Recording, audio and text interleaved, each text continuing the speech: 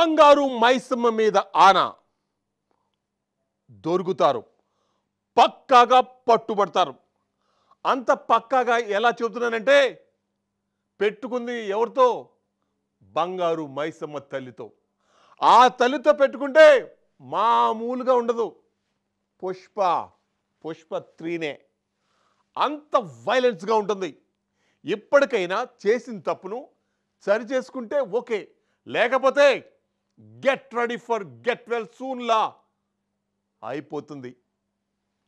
దిగారు కాకీలు రంగంలోకి.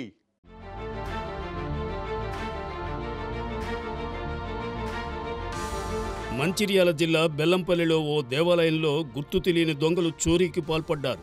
పట్టణంలోని కన్నాల జాతీయ ప్రధాన రహదారి పక్కన ఉన్న బంగారు మైసమ్మ దేవాలయంలో రాత్రి గుర్తు తెలియని వ్యక్తులు గుడి తలుపులు పగులగొట్టి ప్రవేశించారు.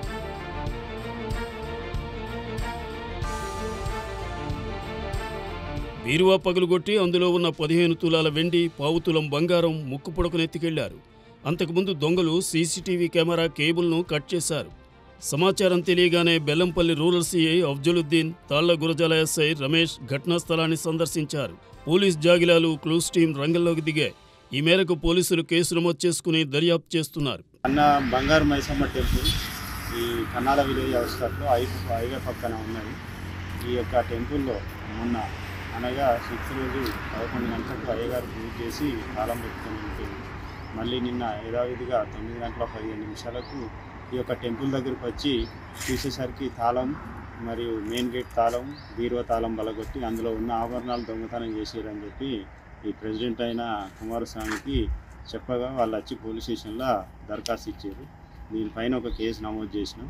అందులో ఏంటంటే ఎవరో అన్నోన్ వ్యక్తులు ఆ యొక్క ఇది టెంపుల్లో ఉన్న నగలు, అమ్మవారు నగలు, ముక్కు పుడక, తన కిరీటం, శూలం, ఖడ్గం, తర్వాత ఇంకా ఇతరస్ర వస్తువులు అందులో ఒక 17,500 రూపాయలు విలువ చేసే వస్తువులను దొంగతనం చేసి